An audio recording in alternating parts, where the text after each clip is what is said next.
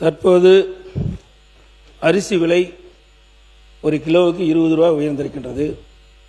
சர்க்கரை விலை ஒரு கிலோவுக்கு கிட்டத்தட்ட 48 ரூபாய்க்கு விற்பனை செய்திருந்த சர்க்கரை இன்றைக்கு 72 ரூபாய்க்கு விற்கின்றது.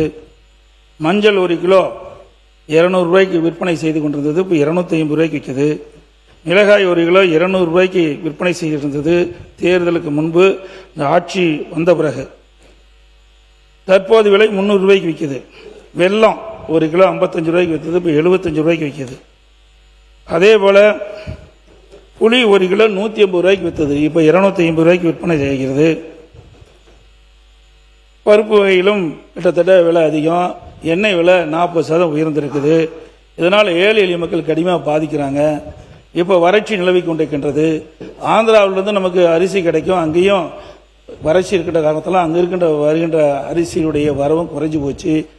அரசாங்கம் ஏற்கனவே அனைத்து இந்திய அண்ணா திராவிட முன்னேற்ற கழக அரசு இருக்கின்ற பொழுது இந்த விலை ஏற்றம் ஏற்படுகின்ற பொழுது எந்த உணவுப் பொருள் விலை ஏறுகின்றதோ அந்த உணவுப் பொருள் எந்த மாநிலத்தில் விலை குறைவாக இருக்கிறதோ அங்கே போய் கொள்முதல் செய்து கூட்டுறவு சங்கத்தின் மூலமாக தமிழகத்திற்கு கொண்டு வந்து அதை விற்பனை செய்து அந்த விலை ஏற்றத்தை தடுக்கப்படும்.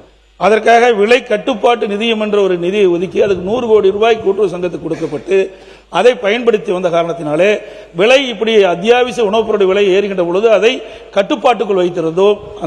அதை போல இந்த அரசும் இந்த உணவுப் பொருள் விலையை கட்டுப்படுத்துவதற்கு ஏதாவது நடவடிக்கை எடுப்பதற்கு முயற்சி செய்கிறதா என்று தங்கள் வாயிலாக அரசுடைய கவனத்தை ஈர்க்கின்றேன்.